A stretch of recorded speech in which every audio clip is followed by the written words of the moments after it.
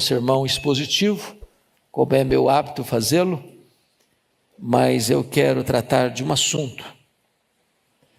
E este assunto está posto aí no capítulo 11, verso 1. Vamos ler todos esta passagem. De uma feita, estava Jesus orando em certo lugar. Quando terminou, um dos seus discípulos lhe pediu: Senhor, ensina-nos a orar, como também João ensinou aos seus discípulos. Pois bem, oração se aprende, oração se ensina. E é curioso que os discípulos não tenham pedido para Jesus: Senhor, ensina-nos a pregar, ensina-nos a dar uma palestra, ensina-nos a ser um evangelista de massa. Mas o pedido foi: ensina-nos a orar. E exemplificaram como João ensinava aos seus discípulos. Portanto, João era um homem de oração. E João ensinava os seus discípulos a orar. A grande pergunta é: por que Lucas é quem registra isso? Vocês bem sabem que Lucas, dentre os evangelhos sinóticos, era o mais distinto deles. Porque Lucas é o único escritor das Escrituras que é gentio. Lucas não era judeu.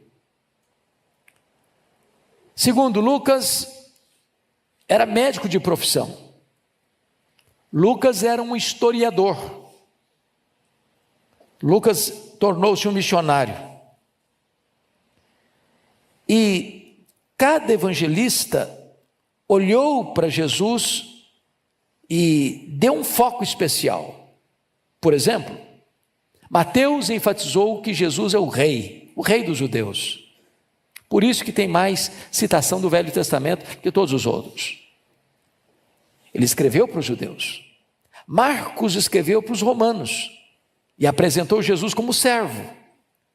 É por isso que Marcos não tem tantos discursos, mas tem mais ações de Jesus. João, por sua vez, apresentou Jesus como um evangelho universal para provar uma tese, que Jesus é o verdadeiro Deus. Mas Lucas, que escreveu para os gregos, apresenta Jesus na sua perfeita humanidade. Apresenta Jesus como um homem perfeito. E como um homem perfeito, é um homem que viveu na plenitude do Espírito Santo. Por isso que Lucas é o evangelista que mais fala do Espírito Santo. E Lucas apresenta Jesus como um homem de oração, porque como homem perfeito que ele era um homem de oração. Na verdade, você vai perceber que há 11 referências de Jesus orando em Lucas, e apenas 4 vezes Jesus orando, seja em Mateus, seja em Marcos. Então a grande ênfase de Lucas é mostrar que, sendo ele homem e sendo um homem perfeito, ele era um homem de oração. E é por esta razão que os discípulos se aproximam dele, um dos discípulos, e faz um pedido: Senhor, ensina-nos a orar. Você sabe orar? Será que hoje nós poderíamos todos nos matricular na escola da oração? E chegar diante de Jesus: Senhor, ensina-me a orar. E aqui em Lucas, vamos ver princípios de oração que Jesus seguiu. E esses princípios podem ser assimilados por nós. E eu gostaria de então apresentar o primeiro princípio de oração que Lucas compartilha conosco à luz do exemplo de Jesus. Então, eu preciso agora que vocês manuseiem a Bíblia comigo. Vamos então para Lucas, capítulo 3, versos 20 e 21. Aqui está o primeiro princípio. Põe na tela para todos nós lermos. Leia comigo, por favor, esses versos das Escrituras, 21 e 22. Por favor, Lucas 3, 21 e 22. Toda a igreja comigo. E aconteceu que, ao ser todo o povo batizado, também o foi Jesus. E estando ele a orar, o céu se abriu. E o Espírito Santo desceu sobre ele em forma de corpórea, como pomba. E ouviu-se uma voz do céu: Tu és o meu filho amado, em ti me comprazo. Aqui está o primeiro princípio, que é o princípio da capacitação. Notem que o batismo de Jesus é apresentado por Mateus, por Marcos e por Lucas. Mas somente Lucas diz que no batismo ele estava orando. E Lucas conecta a oração de Jesus com os céus abertos, com o Espírito descendo e com o Pai falando: Tu és o meu filho amado, em ti me comprazo. Jesus ora, o céu se abre, o Espírito desce e o Pai fala. Aqui está a presença da própria Trindade. E aqui no batismo, Jesus está sendo capacitado pelo Pai, pelo poder do Espírito Santo, para dar início ao seu ministério. E é por isso que Lucas diz que, cheio do Espírito Santo, aqui do Jordão, ele é enviado, induzido, conduzido pelo mesmo Espírito ao deserto para ser tentado pelo diabo. Jesus sai da água do batismo para o fogo da tentação. Jesus entra na arena do inimigo para vencê-lo, para derrotá-lo, para nos ensinar que há vitória na tentação. E cheio do Espírito Santo, ele volta do deserto para a Galileia, entra na sinagoga de Nazaré, abre o livro de Isaías e diz: O Espírito do Senhor Deus está sobre mim. Esse processo da capacitação de poder emana da oração de Jesus. Ele ora, o céu se abre, o Espírito Santo desce, o Pai fala, ele é capacitado para dar início ao seu ministério. Mas mais do que isso, porque Jesus está orando, é que o Pai também se manifestando: Tu és o meu filho amado, em quem me comprazo. Você deleita-se em Deus na oração, e Deus deleita-se em você quando você ora. Quanto mais prazer em Deus você tem, mais Deus se deleita em sua vida. Este é o princípio primeiro que Jesus nos ensina nesta oração. Princípio da capacitação, do revestimento de poder para cumprirmos a missão que Deus nos confiou. Mas há um segundo princípio. Vamos para Lucas capítulo 5, versos 15, 16 e 17. Lucas 5, 15 a 17. Vamos ler todos juntos. Ponha na tela, por favor. Lucas 5, 15.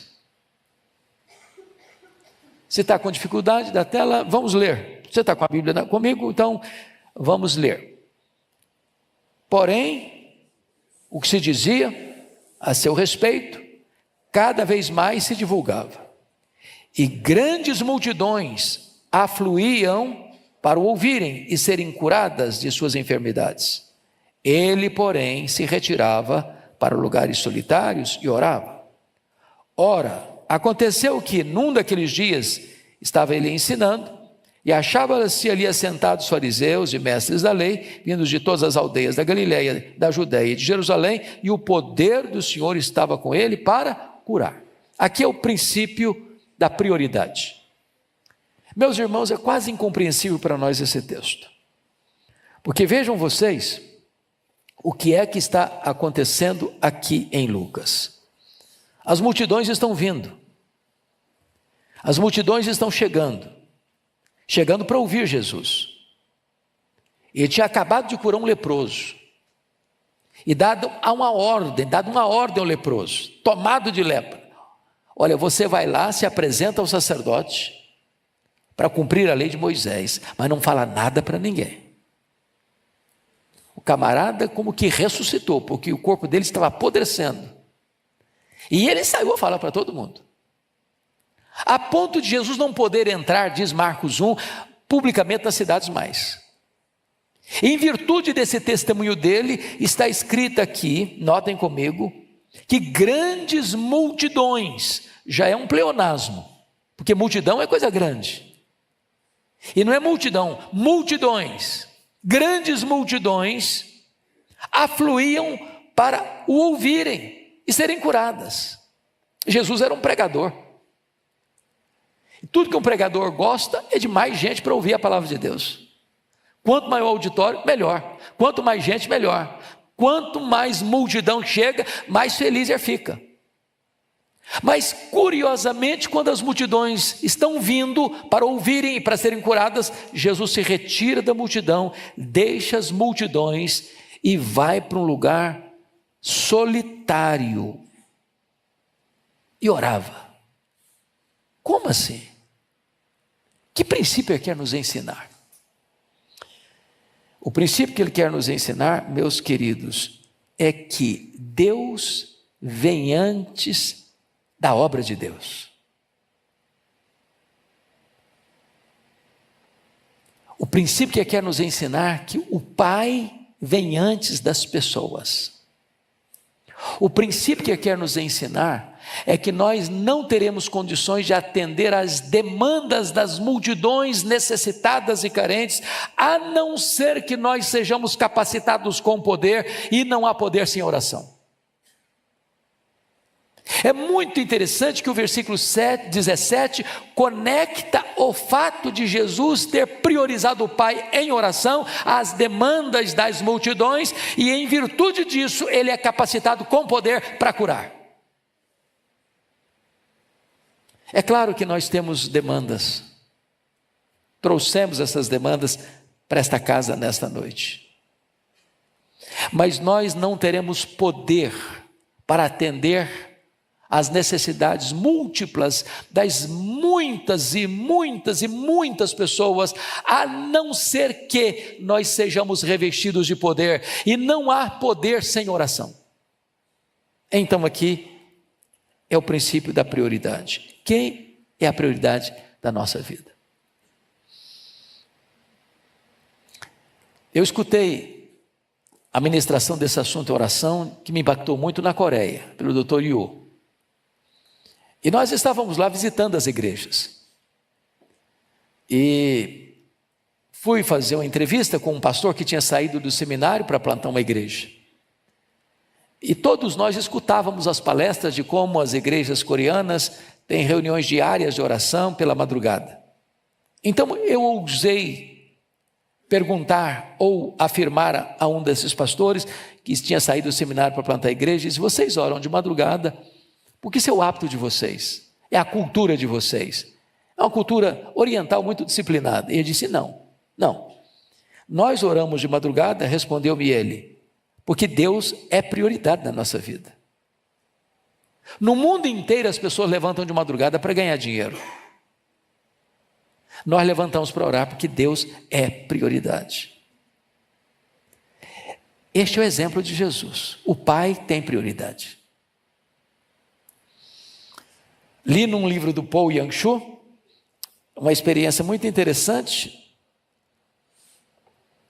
que um dia o telefone do gabinete pastoral tocou, a secretária atende, do outro lado da linha era o presidente da Coreia.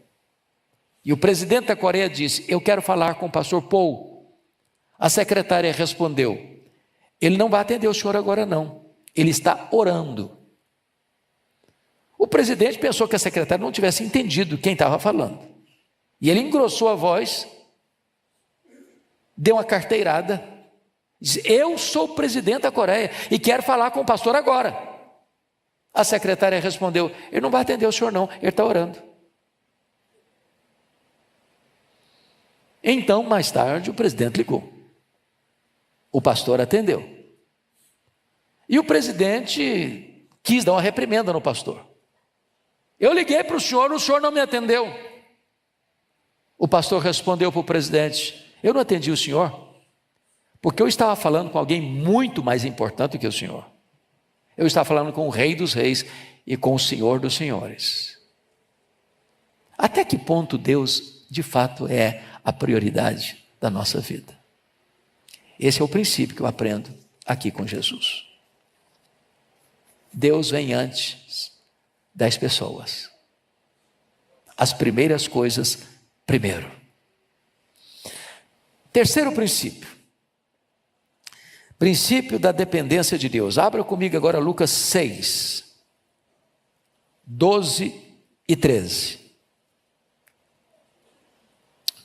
Vamos ler juntos? Naqueles dias, retirou-se para o monte a fim de orar, e passou a noite orando a Deus. E quando amanheceu, chamou a si os seus discípulos, e escolheu 12 dentre eles, aos quais deu também o nome de apóstolos. Aqui é o princípio da dependência de Deus. Só Lucas relata que, na escolha dos apóstolos, Jesus passou a noite inteira orando. Nem Mateus, nem Marcos registra isso. E o que Jesus quis nos ensinar? Primeiramente, ele quis nos ensinar que a escolha da liderança da igreja não tem os mesmos critérios da escolha do mundo.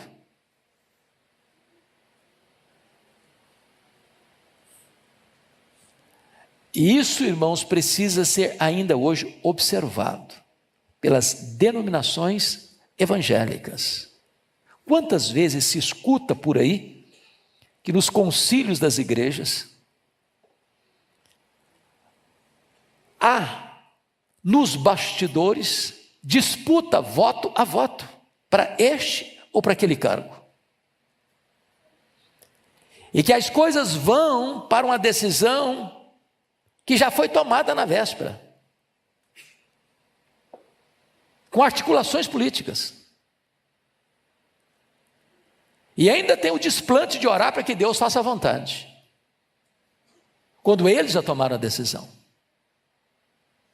Não foi assim com Jesus e não foi assim com a igreja primitiva. Quando se reuniram lá no primeiro concílio geral da igreja, em Atos 15, está escrito: pareceu bem ao Espírito Santo e a nós tomar essa decisão. É fundamental que a igreja entenda que liderança espiritual não é articulação humana, é resposta divina. Jesus passou a noite inteira orando, ele era um homem perfeito, e ele orando ao Pai, certamente para que o Pai lhe desse toda a direção na escolha daqueles que deveriam ser o fundamento da sua igreja. É por isso que quando o dia amanheceu, ele escolheu não 10, não 20, não 50, não 100, ele escolheu 12. A total dependência de Deus na escolha da liderança daqueles que haveriam de apacentar o povo de Deus. Se observarmos as Escrituras, não poderíamos ter outra atitude senão esta, na escolha dos líderes da comunidade cristã. Mas, vejam vocês comigo, que há um outro princípio que é importante entender aqui. Por gentileza, olhe comigo. O princípio da antecipação da glória. Lucas 9, 28. Vamos lá.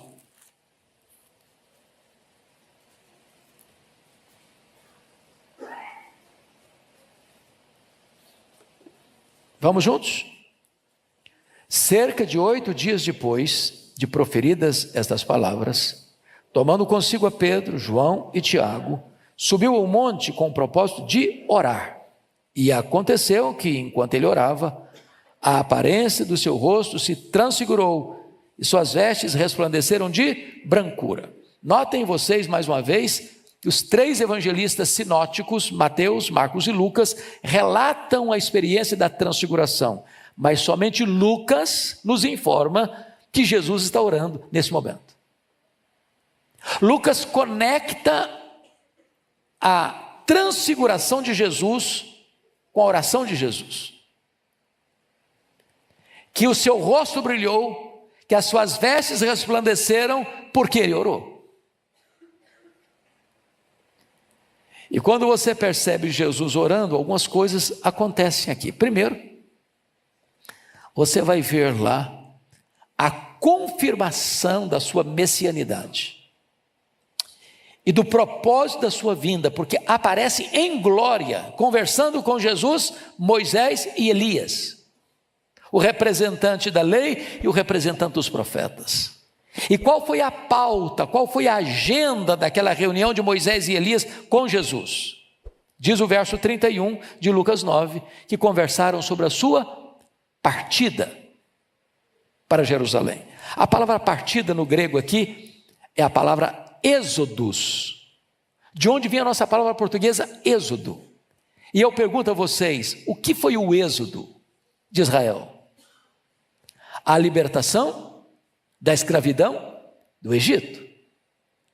O que é que então Moisés e Elias estão conversando com Jesus? Estão dizendo para ele, conversando com ele, Jesus, que o êxodo da igreja, o êxodo do povo de Deus, a libertação do povo de Deus, aconteceria na cruz do Calvário.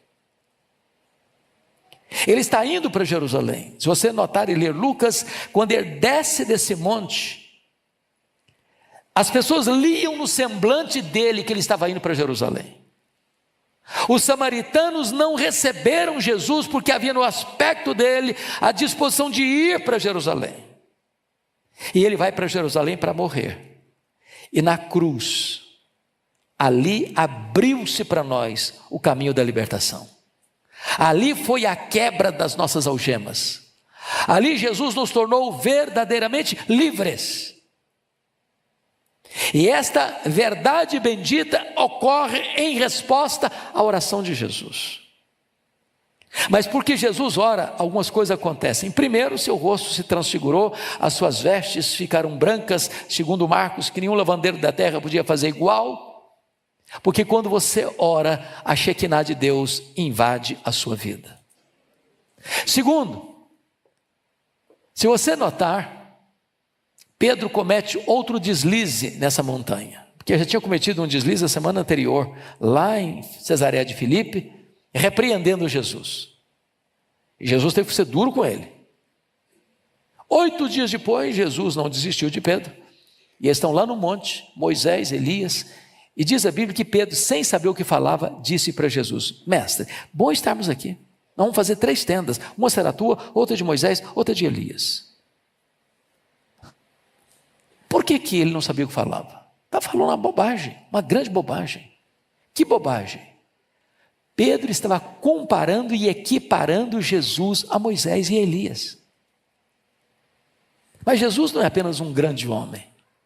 Ele é o próprio Deus entre os homens. O que é curioso é que Jesus não se defendeu. Jesus poderia ter dito: Pedro, de novo, meu filho, de novo, outra vez. Você não amadurece, não? Jesus não o repreendeu, Jesus orou. E quando Jesus orou, o Pai o defendeu. Porque diz a Bíblia que uma nuvem luminosa os envelopa, e de dentro da nuvem vem uma voz do céu: este é o meu filho, o meu eleito, a ele ouvi.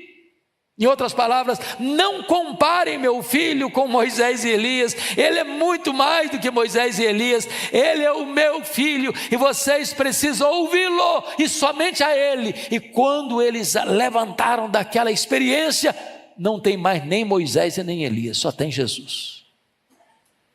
Deixa eu lhe dizer algo. Quando as pessoas não forem justas com você, não tente se defender. Ore. Porque quando você ora, Deus defende você.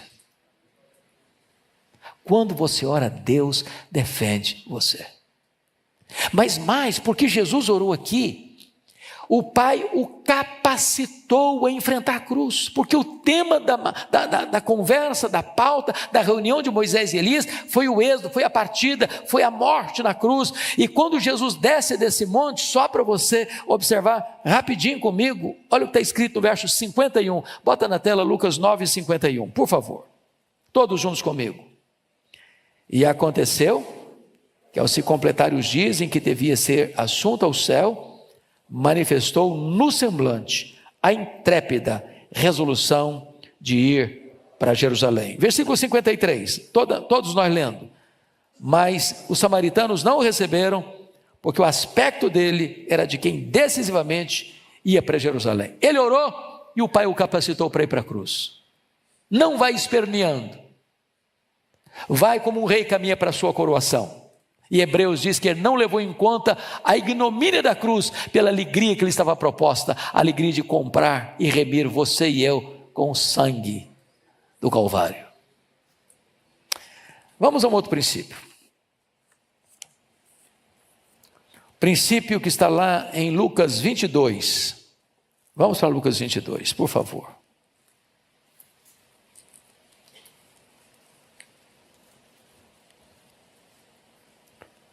Versos 31 e 32. Lucas 22, 31 e 32. Vamos juntos? Simão, Simão, eis que Satanás vos reclamou para vos peneirar como trigo. Eu, porém, roguei por ti, para que a tua fé não desfaleça. Tu, pois, quando te converteres, fortalece os teus irmãos. Por que Satanás requereu Simão para peneirá-lo? Por que não foi Tomé? Por que não foi Mateus? Por que Pedro? Por que Simão? E quando você lê os evangelhos, fica claro, quando você lê Atos, fica claro que Pedro era um líder. Um líder. Nem sempre maduro. Ousado, audacioso, impetuoso, muitas vezes insensato, mas um líder. E John Maxwell disse que liderança é influência. Um líder nunca é neutro. Ou ele é uma bênção, ou ele é um problema, uma maldição. Porque ele influencia pessoas. É por isso que, lá em João 21, quando eles retornam para Galileia, por ordem do próprio Jesus, chega lá, Jesus não está lá, Pedro disse assim para os seus colegas: eu vou pescar. Quando ele disse eu vou pescar, não era apenas eu estou cansado, estou estressado, preciso fazer uma higiene mental, não. Quando ele diz eu vou pescar, ele está dizendo o seguinte: acabou para mim, fim de linha para mim, vou voltar para as redes, vou voltar para o passado. O que aconteceu quando ele disse eu vou pescar? Seus colegas disseram na hora: nós vamos contigo. O líder tem o poder de influenciar a gente, de arrastar pessoas com ele. E nós deveríamos orar mais pela liderança, não só liderança formal, mas liderança informal. Quando eu falo liderança informal, estou dizendo a liderança que não tem cargo, mas é líder, mas influencia. E Jesus orou por Pedro. E Pedro só não naufragou de fato porque Jesus orou por ele. Nós precisamos, meus amados irmãos, orar pelos líderes, líderes da nossa família, líderes da nossa igreja, líderes da nossa denominação, líderes da nossa pátria. Porque quando Satanás ciranda com o líder, quando Satanás joga um líder para lá e para cá, e bagunça a cabeça dele, bagunça o coração dele, e bagunça os valores dele, muita gente é atingida.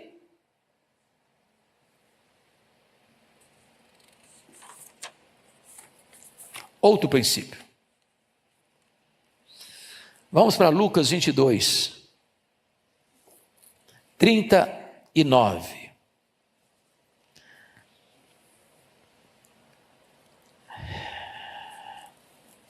versículos 39 a 42. Vamos ler juntos? E saindo, foi como de costume para o Monte das Oliveiras, e os discípulos o acompanharam. Chegando ao lugar escolhido, Jesus lhes disse: orai para que não entreis em tentação. Ele, por sua vez, se afastou cerca de um tiro de pedra, de joelhos orava, dizendo: Pai, se queres, passe de mim este cálice, contudo, não se faça a minha vontade, e sim a tua. Aqui o princípio da entrega incondicional. Jesus era perfeitamente homem. E Mateus nos informa que ele estava angustiado até a morte.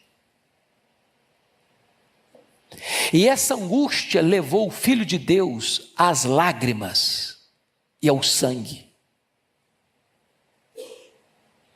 Mas ele está na mais titânica batalha da história, uma batalha de sangrento suor, não para fugir da vontade do Pai, mas para fazer a vontade do Pai.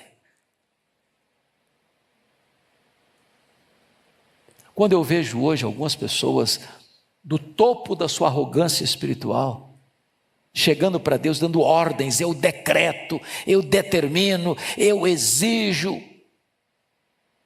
Como foi diferente o nosso Salvador? Pai, não a minha, mas a tua vontade.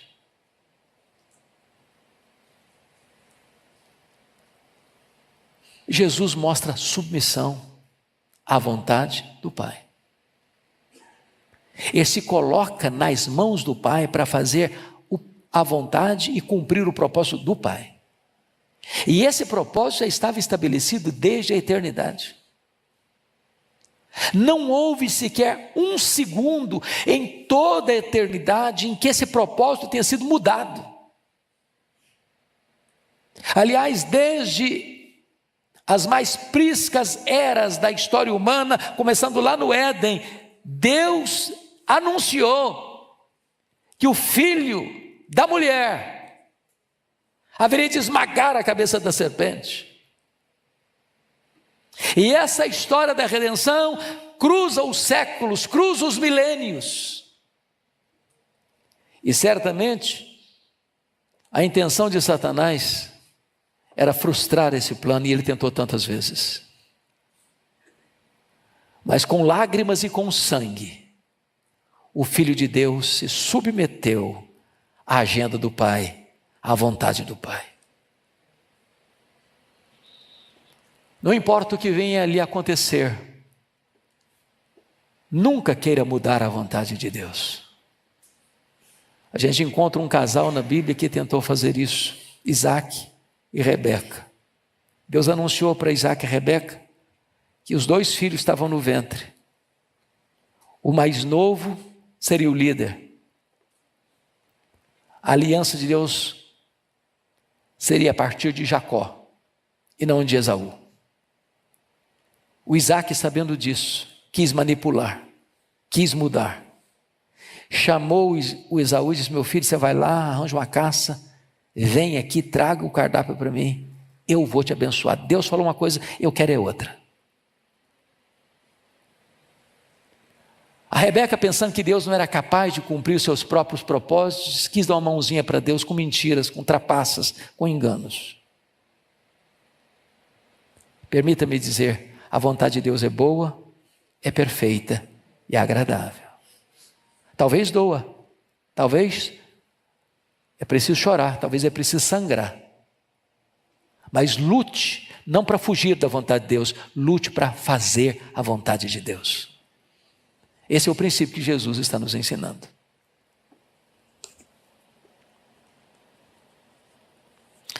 Mas vamos para Lucas 23, para um outro princípio. Versos 34. Olha a oração de Jesus na cruz. Vamos ler todos juntos. Contudo, Jesus dizia: Pai, perdoa-lhes, porque não sabem o que fazem. Então, repartindo as vestes dele, lançaram sortes. Meus amados irmãos, eu fico imaginando esta oração de Jesus. Ele foi cuspido e esbordoado no sinédrio judaico. Ele foi espancado e vilipendiado no pretório romano. Ele foi chutado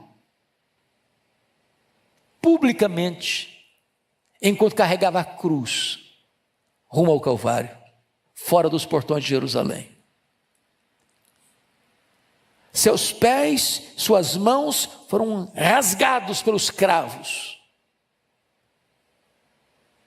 Ele está estendido naquele leito vertical da morte, com dores terríveis, com cãibras sufocantes e com sede atroz.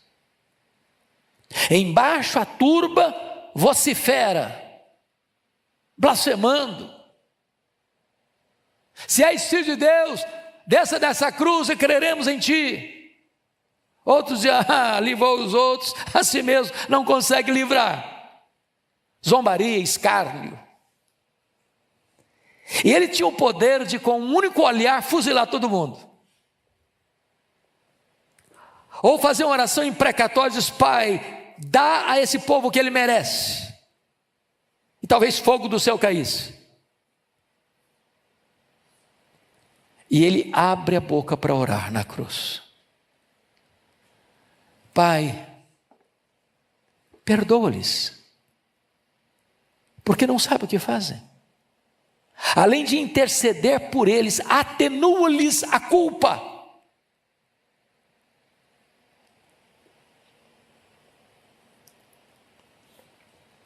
Ato contínuo. Um dos ladrões que estavam também blasfemando, todos os dois blasfemavam, diz Mateus. De repente, a oração de Jesus toca o coração de um deles. Abranda a dureza do coração de um deles, que estava crucificado à sua direita. E ele então se volta para Jesus e diz: Senhor, lembra-te de mim quando vieres no teu reino. Em verdade te digo que hoje mesmo estarás comigo no paraíso. É quando você perdoa que o coração das pessoas amolece. Se você devolver ultraje com ultraje, você empata o jogo com o inimigo. A grandeza de um cristão não está na força da vingança, está no poder do perdão. Porque quando você ora e abre o coração para perdoar aqueles que maltratam, machucam e ferem em você, há uma bênção de Deus que se abre para a salvação de outras pessoas à sua volta.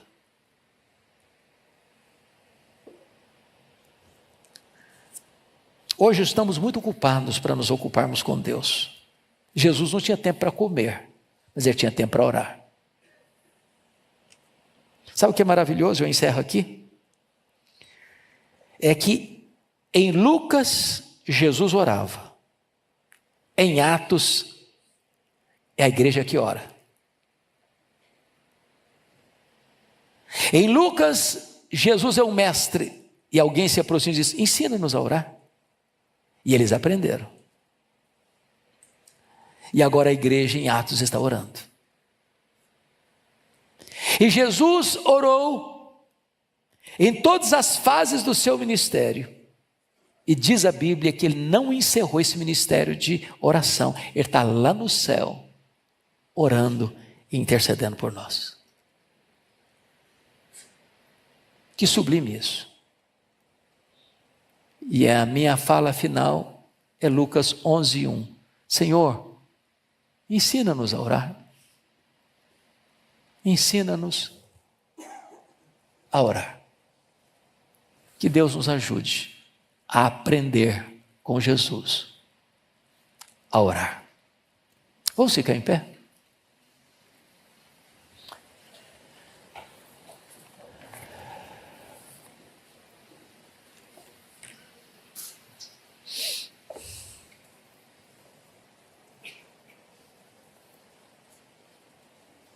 Quem está precisando aprender a orar aí mais?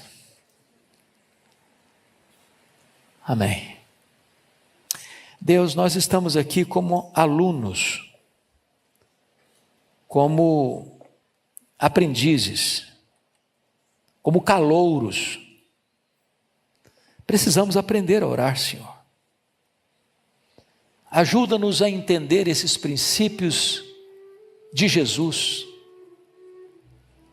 E que esses princípios saltem do papel, da letra, sejam gravados em nosso coração pelo Espírito Santo. Ajuda-nos a entender estas verdades eternas. Que não apenas a nossa mente seja alcançada, mas o nosso coração seja tocado e a nossa vida seja transformada. Aqueles que estão conosco, nos acompanhando, Senhor, visita-os também com a Tua graça. E que todos nós sejamos matriculados na escola da oração. E venhamos a ser, Deus, crentes maduros, experimentados, a conhecer e a desfrutar deste inaudito privilégio de falarmos contigo, o Pai amado, o soberano Deus que tem poder para mudar tudo quanto Ele quer na história dos homens. Receba a nossa gratidão nesta noite, em nome de Jesus. Um sermão expositivo, como é meu hábito fazê-lo, mas eu quero tratar de um assunto. E este assunto está posto aí no capítulo 11, verso 1. Vamos ler todos esta passagem. De uma feita, estava Jesus orando em certo lugar. Quando terminou, um dos seus discípulos lhe pediu: Senhor, ensina-nos a orar, como também João ensinou aos seus discípulos. Pois bem, oração se aprende, oração se ensina. E é curioso que os discípulos não tenham pedido para Jesus: Senhor, ensina-nos a pregar, ensina-nos a dar uma palestra, ensina-nos a ser um evangelista de massa. Mas o pedido foi: ensina-nos a orar. E exemplificaram como João ensinava aos seus discípulos. Portanto, João era um homem de oração. E João ensinava os seus discípulos a orar. A grande pergunta é: por que Lucas é quem registra isso? Vocês bem sabem que Lucas, dentre os evangelhos sinóticos, era o mais distinto deles. Porque Lucas é o único escritor das Escrituras que é gentio. Lucas não era judeu. Segundo Lucas, era médico de profissão. Lucas era um historiador. Lucas tornou-se um missionário. E cada evangelista olhou para Jesus e deu um foco especial. Por exemplo, Mateus enfatizou que Jesus é o rei dos judeus. Por isso que tem mais citação do Velho Testamento que todos os outros. Ele escreveu para os judeus. Marcos escreveu para os romanos e apresentou Jesus como servo. É por isso que Marcos não tem tantos discursos, mas tem mais ações de Jesus. João, por sua vez, apresentou Jesus como um evangelho universal para provar uma tese, que Jesus é o verdadeiro Deus. Mas Lucas, que escreveu para os gregos, apresenta Jesus na sua perfeita humanidade. Apresenta Jesus como um homem perfeito. E como um homem perfeito, é um homem que viveu na plenitude do Espírito Santo. Por isso que Lucas é o evangelista que mais fala do Espírito Santo. E Lucas apresenta Jesus como um homem de oração, porque como homem perfeito que ele era um homem de oração. Na verdade, você vai perceber que há 11 referências de Jesus orando em Lucas, e apenas 4 vezes Jesus orando, seja em Mateus, seja em Marcos. Então a grande ênfase de Lucas é mostrar que, sendo ele homem e sendo homem perfeito, ele era um homem de oração. E é por esta razão que os discípulos se aproximam dele, um dos discípulos, e faz um pedido: Senhor, ensina-nos a orar. Você sabe orar? Será que hoje nós poderíamos todos nos matricular na escola da oração? E chegar diante de Jesus: Senhor, ensina-me a orar. E aqui em Lucas, vamos ver princípios de oração que Jesus seguiu. E esses princípios podem ser assimilados por nós.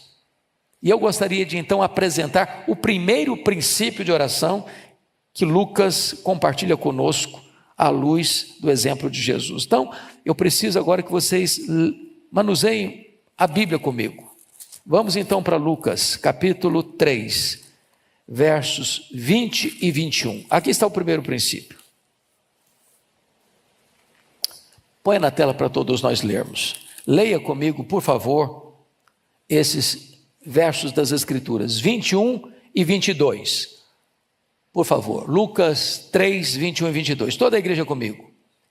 E aconteceu que, ao ser todo o povo batizado, também o foi Jesus. E estando ele a orar, o céu se abriu. E o Espírito Santo desceu sobre ele em forma de corpórea, como pomba. E ouviu-se uma voz do céu: Tu és o meu filho amado, em ti me comprazo. Aqui está o primeiro princípio, que é o princípio da capacitação. Notem que o batismo de Jesus é apresentado por Mateus, por Marcos e por Lucas. Mas somente Lucas diz que no batismo ele estava orando. E Lucas conecta a oração de Jesus com os céus abertos, com o Espírito descendo e com o Pai falando: Tu és o meu filho amado, em ti me comprazo. Jesus ora, o céu se abre, o Espírito desce e o Pai fala. Aqui está a presença da própria Trindade. E aqui no batismo, Jesus está sendo capacitado pelo Pai, pelo poder do Espírito Santo, para dar início ao seu ministério. E é por isso que Lucas diz que, cheio do Espírito Santo, aqui do Jordão, ele é enviado, induzido, conduzido pelo mesmo Espírito ao deserto para ser tentado pelo diabo. Jesus sai da água do batismo para o fogo da tentação. Jesus entra na arena do inimigo para vencê-lo, para derrotá-lo, para nos ensinar que há vitória na tentação. E cheio do Espírito Santo, ele volta do deserto para a Galileia, entra na sinagoga de Nazaré, abre o livro de Isaías e diz: O Espírito do Senhor Deus está sobre mim. Esse processo da capacitação de poder emana da oração de Jesus. Ele ora, o céu se abre, o Espírito Santo desce, o Pai fala, ele é capacitado para dar início ao seu ministério. Mas mais do que isso, porque Jesus está orando, é que o Pai também se manifesta dizendo: Tu és o meu filho amado, em quem me comprazo. Você deleita-se em Deus na oração, e Deus deleita-se em você quando você ora. Quanto mais prazer em Deus você tem, mais Deus se deleita em sua vida. Este é o princípio primeiro que Jesus nos ensina nesta oração. Princípio da capacitação, do revestimento de poder para cumprirmos a missão que Deus nos confiou. Mas há um segundo princípio. Vamos para Lucas capítulo 5, versos 15 16 e 17.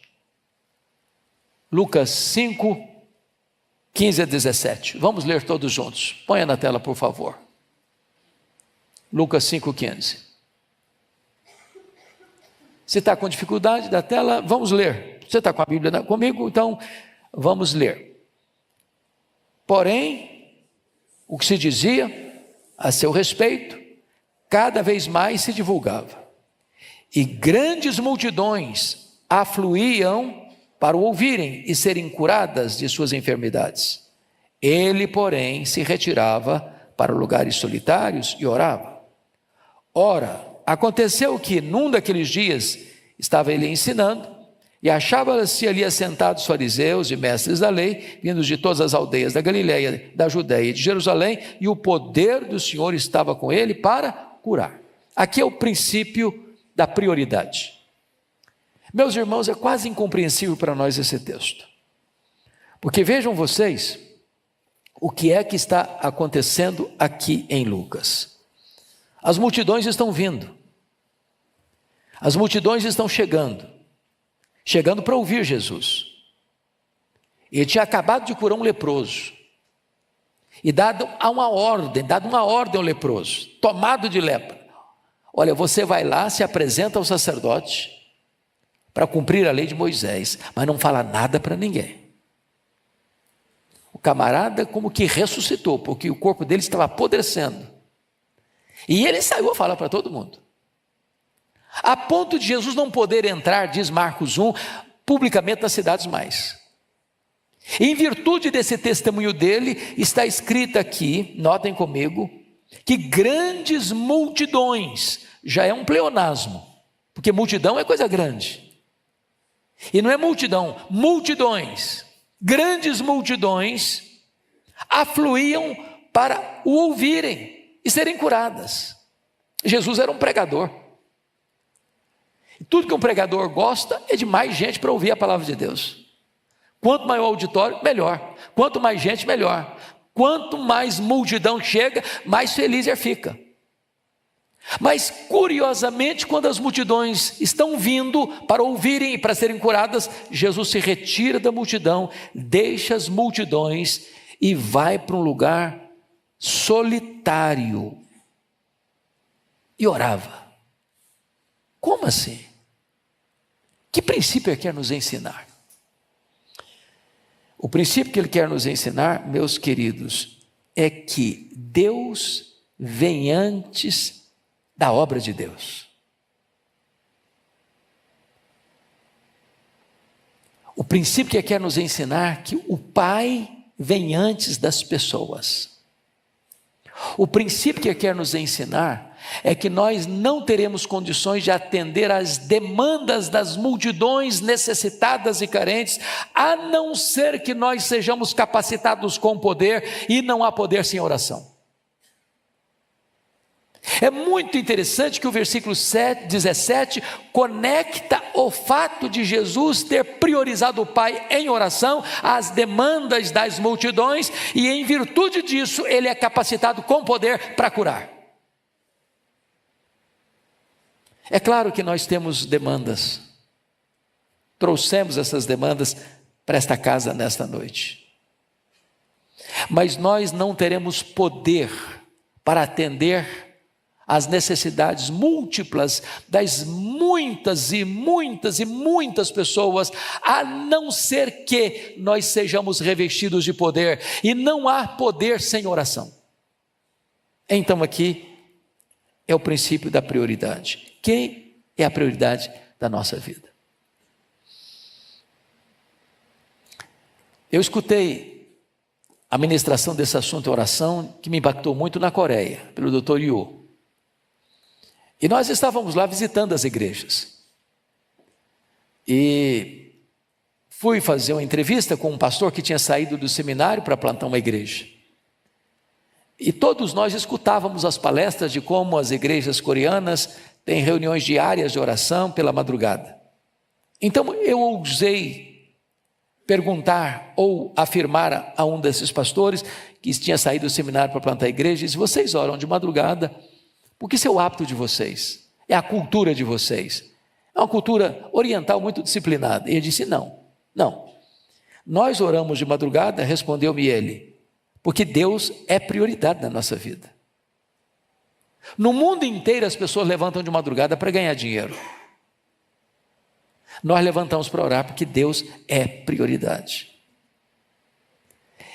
Este é o exemplo de Jesus. O Pai tem prioridade.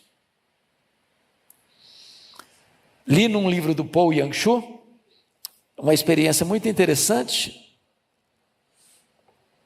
que um dia o telefone do gabinete pastoral tocou, a secretária atende, do outro lado da linha era o presidente da Coreia. E o presidente da Coreia disse: eu quero falar com o pastor Paul. A secretária respondeu: ele não vai atender o senhor agora não, ele está orando.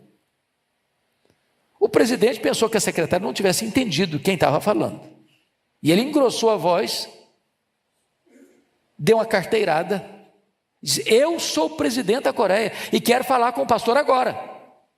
A secretária respondeu: ele não vai atender o senhor não, ele está orando. Então, mais tarde, o presidente ligou. O pastor atendeu. E o presidente quis dar uma reprimenda no pastor. Eu liguei para o senhor não me atendeu. O pastor respondeu para o presidente: eu não atendi o senhor, porque eu estava falando com alguém muito mais importante do que o senhor. Eu estava falando com o Rei dos Reis e com o Senhor dos Senhores. Até que ponto Deus, de fato, é a prioridade da nossa vida? Esse é o princípio que eu aprendo aqui com Jesus. Deus vem antes das pessoas. As primeiras coisas primeiro. Terceiro princípio.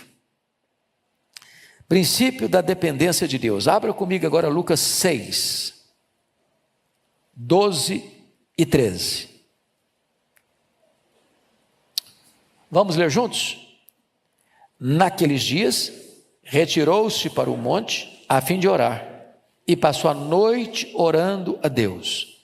E quando amanheceu, chamou a si os seus discípulos, e escolheu 12 dentre eles, aos quais deu também o nome de apóstolos. Aqui é o princípio da dependência de Deus. Só Lucas relata que na escolha dos apóstolos, Jesus passou a noite inteira orando.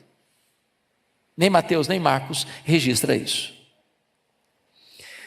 E o que Jesus quis nos ensinar? Primeiramente, ele quis nos ensinar que a escolha da liderança da igreja não tem os mesmos critérios da escolha do mundo.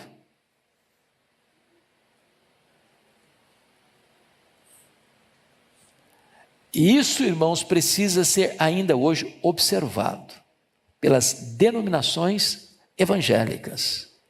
Quantas vezes se escuta por aí que nos concílios das igrejas há nos bastidores disputa voto a voto para este ou para aquele cargo, e que as coisas vão para uma decisão que já foi tomada na véspera, com articulações políticas. E ainda tem o desplante de orar para que Deus faça a vontade, quando eles já tomaram a decisão. Não foi assim com Jesus e não foi assim com a igreja primitiva. Quando se reuniram lá no primeiro concílio geral da igreja, em Atos 15, está escrito: pareceu bem ao Espírito Santo e a nós tomar essa decisão. É fundamental que a igreja entenda que liderança espiritual não é articulação humana, é resposta divina. Jesus passou a noite inteira orando, ele era um homem perfeito, e ele orando ao Pai, certamente para que o Pai lhe desse toda a direção na escolha daqueles que deveriam ser o fundamento da sua igreja. É por isso que quando o dia amanheceu, ele escolheu não 10, não 20, não 50, não 100, ele escolheu 12.